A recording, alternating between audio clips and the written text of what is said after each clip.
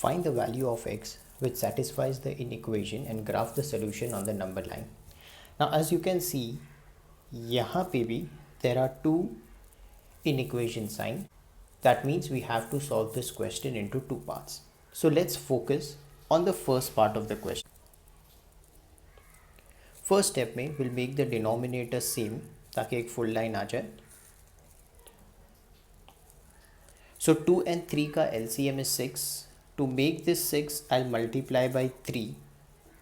So obviously since it's a binomial, मैं उसे bracket में लिख के then I'll multiply by 3. Here I'll multiply by 2. तो यहाँ पे भी I need to multiply by 2. So therefore 3 greater than or equal to, ये मुझे मिलेगा 3x minus 4 plus 2x upon 6. अब क्योंकि यहाँ पे फुल लाइन हो गई है, so I can get this 6 over here. So therefore 6 3s is 18 is greater than or equal to, let's open the bracket, 3x minus 12 plus 2x. We can solve the like terms. तो मैं x को at least solve कर देता हूँ. To solve x मैं इसको यहीं रहने दूंगा. So minus 12 will come over here, वो प्लस 12 हो जाएगा. So we will have 18 plus 12 is greater than और equal to 5x. So therefore 30 is greater than or equal to 5x. So therefore 30 divided by 5 will be greater than or equal to x. So we have solved one part of the question. So 6 is greater than or equal to x, या इसको ऐसा भी हम लोग पढ़ सकते हैं x is less than or equal to 6. हमेशा ये जो crocodile mouth होता है वो बड़े नंबर को फेस करता है. Now let's solve the second part of the question. So this is my second part of the question. X minus 4 upon 2 plus x upon 3 will be greater than or equal to 2. Same, we'll first make the denominator same. So 2 and 3 का LCM is 6, तो ये into 3 होगा. Binomial है इसीलिए bracket में डाल के into 3. This will be 2, तो ये हो गया into 2.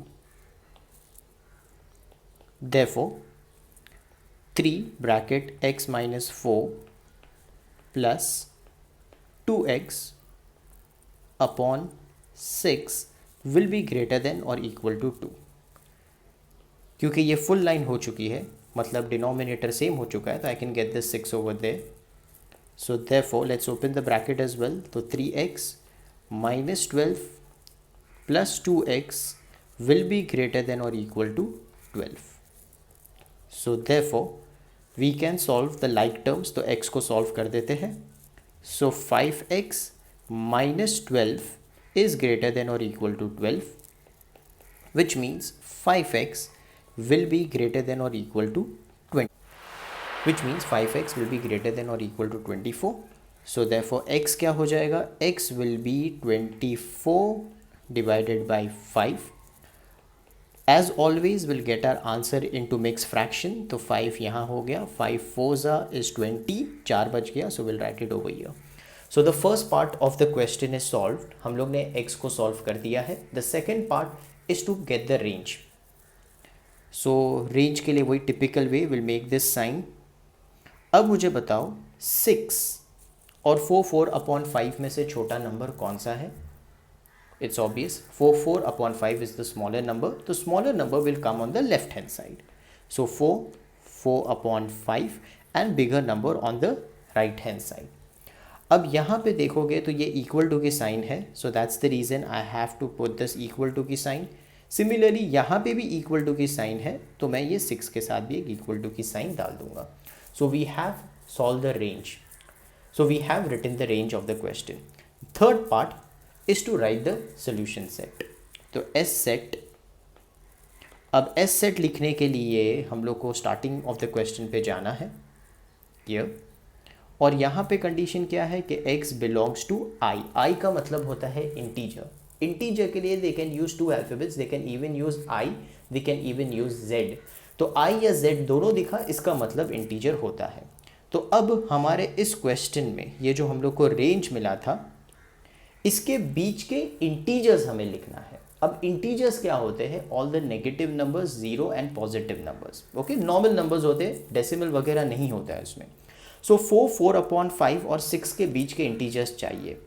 तो फर्स्ट ऑफ ऑल 4/5 के ऊपर जाना है। तो 4/5 के ऊपर जो नंबर आता है वो आता है 5, जो कि मेरा इंटीजर होगा। क्या 6 मैं ले सकता हूँ? Yes, because of this sign, क्योंकि ये साइन आई है, इसका मतलब I can include 6।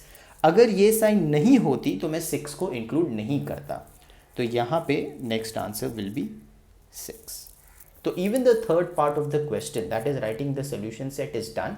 Now the fourth part is to draw the number line. So let's draw the number line. So first we'll make a number line. Arrows. 1 centimeter का gap.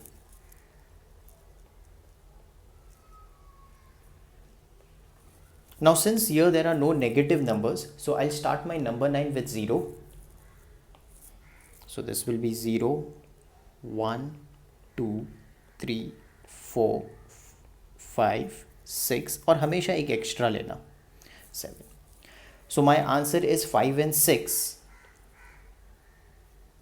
तो 5 पे मैं एक डार्क सर्किल कर दूंगा, एक solid circle, और 6 पे एक सॉलिड सर्किल कर दूंगा.